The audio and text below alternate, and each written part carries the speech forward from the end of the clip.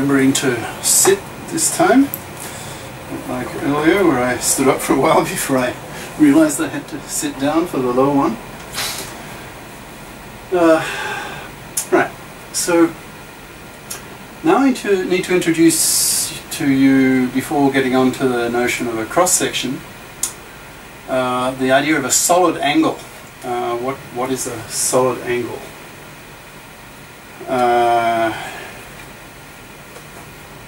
Well, I'll give you the definition first and give you examples later rather than the other way around. Take a sphere of unit radius. I don't know, 1 meter, doesn't really matter, but just say that the radius is of size 1, right? So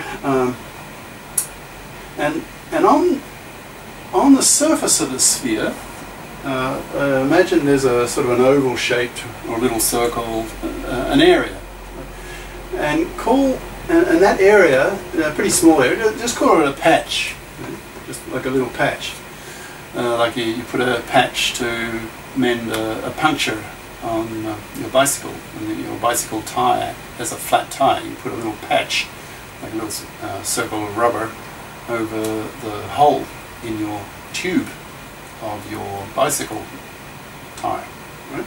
So imagine a little patch here on the surface of the sphere. It's a unit sphere, and the area of that patch, will that just be delta A, or little a, right? Or just dA. Okay.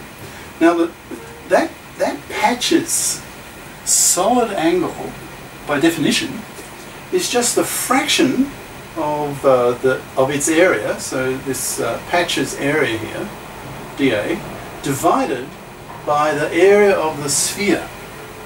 Okay, it's just a fraction.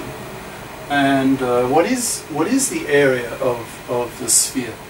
Well, what's the area of a sphere of radius r? Well, it's 4 pi r squared. Remember? So if the radius is 1, so the area of the sphere is then just 4 pi. Okay? So the fraction of this area, the area of the patch, divided by the area of the whole sphere, will just be dA, and this is the area of your patch, divided by 4 pi. Okay? That fraction is defined, 3 bars, is defined to be the solid angle of that patch. Okay?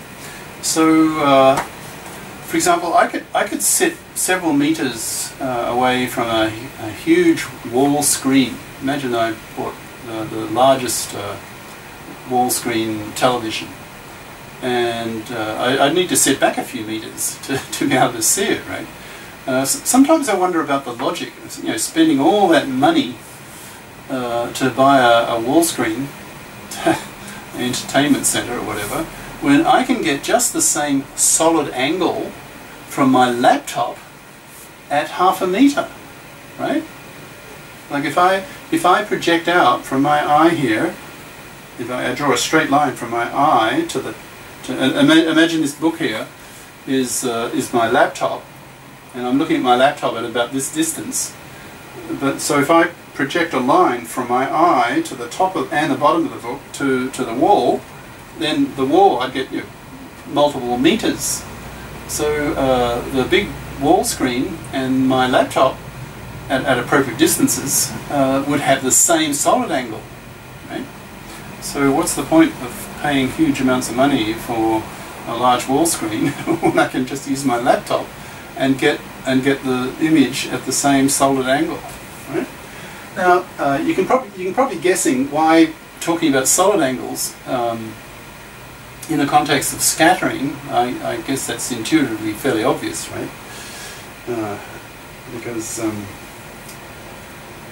well, I won't go. I assume that's fairly obvious, right? Because we're scattering, right? And does it go through?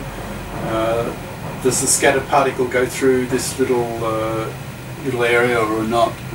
The probability of that happening, it lies in that direction. Okay. All right. Now we get to the actual definitions, the nitty gritty. So let dn, like delta n, a small n, similar like dA, small area, So that dn, by definition, so 3 bars, is the number of particles that get scattered into a patch, when the text uses the word element. So, so you know, here's your beam of particles coming in from the left, and they get scattered by, well, here. Well, so imagine this point here now is the target. That's the scattering center, and particles get scattered in all, you know, all directions.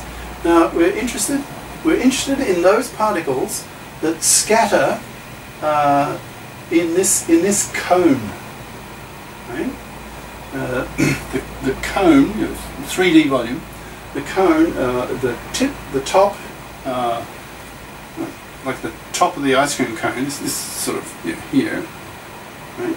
Is here at the target, at the scattering center, and dn now is the number of particles that get scattered through this patch. You know, they come along here and then they get scattered up this angle, and they emerge through, you know, in this cone somewhere. There's somewhere in that cone, right? So dn is the number of particles that do that. You know, they get scattered into this solid angle, into this area.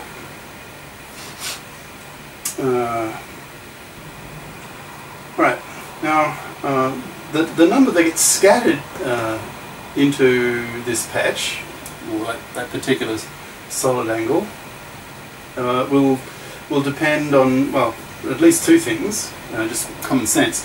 One is the incoming flux, you know, just how many particles are being sent in per second per unit area. Right? Depends on J.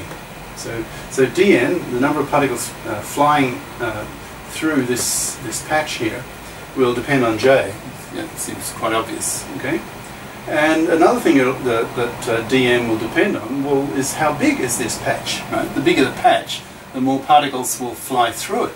Okay? So delta n is proportional to J, you know, the flux, you know, the number of particles coming in per unit area per second, and the size of your patch, the size of your solid angle.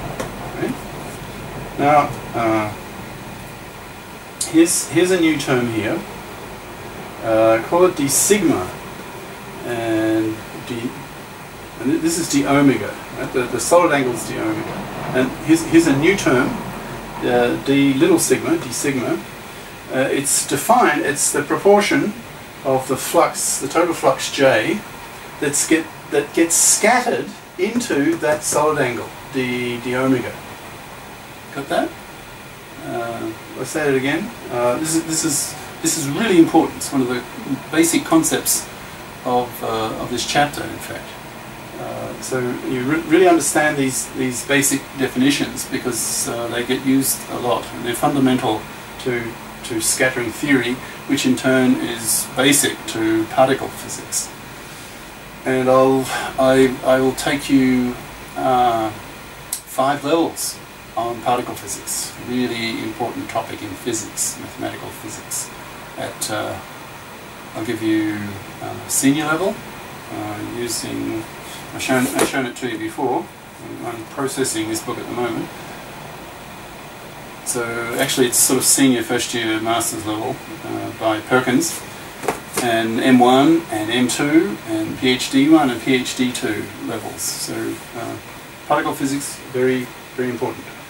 Alright, so d sigma now is defined, so 3 bars, it's just a fraction, or the percentage, the proportion of the particles J coming in that get scattered into that patch, into that particular solid angle.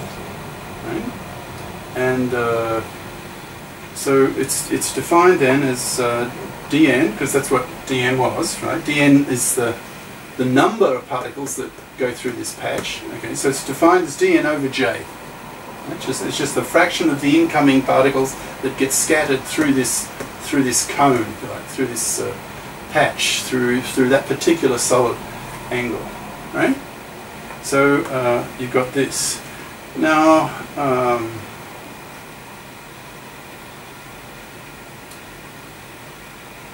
this that percentage, that fraction that gets scattered here, will depend partially on the solid angle, the size of the solid angle, right? And where it is. You know, this solid angle here, you know, it can have at a particular, in terms of polar coordinates, that area can be located at different parts of the sphere, the unit sphere. So you could have like the center of this little patch at a particular theta and phi, if you're using the two polar coordinates, theta and phi. So this solid angle here could be, that area could be a function of those two polar coordinates. Right. So here we now have another definition. It gets a bit abstract now. It becomes less obvious, less intuitive what this particular term now introducing is about. But can you see that this proportion, now that's fairly intuitive and obvious, right?